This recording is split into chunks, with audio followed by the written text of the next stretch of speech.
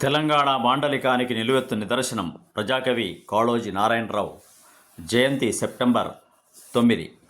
ఇది తెలంగాణ భాషా దినోత్సవంగా కూడా ప్రభుత్వం జరుపుకుంటోంది.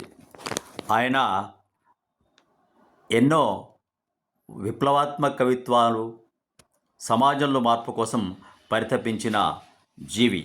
ఈ సమాజంలో ఉన్న అవకతవకలను నిరసిస్తూ ఒక కవితలో అన్నపు రాసులు ఒకచోట, ఆకలి మంటలు ఒకచోట, హంసతూలికలు ఒకచోట, అలసిన దేహాలు ఒకచోట, సంపదలన్నీ ఒకచోట, గంపెడు బలగం ఒకచోట, వాసన నూనెయలు ఒకచోట, మాసిన తలలు ఇంకొక చోట, కమ్మని చకిలాలు ఒకచోట, గట్టిదౌడలు ఇంకొక చోట, బాహ్య బంధనములొక చోట, భావబంధనములొక చోట, తనువులు ఉండేదొకచోట, తలపులు ఉండేదొకచోట, కావ్యగానములొక చోట, కావ్య పిపాసులొక చోట.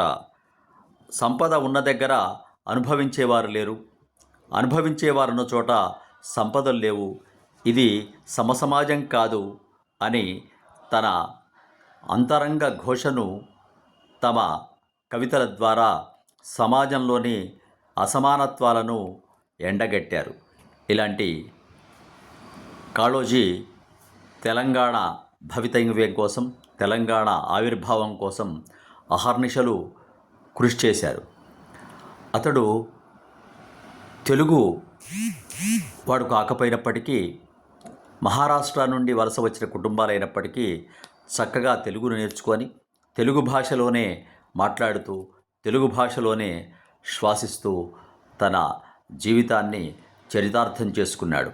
ఆయన రాసినటువంటి నాగొడవ అనేటువంటి కవితల పుస్తకంలో అన్నీ కూడా పీడిత తాడిత జాతుల యొక్క ఔన్నత్యాన్ని తీసుకురావాలని ఆయన అహరహం ప్రయత్నించాడు. సబ్స్క్రైబ్.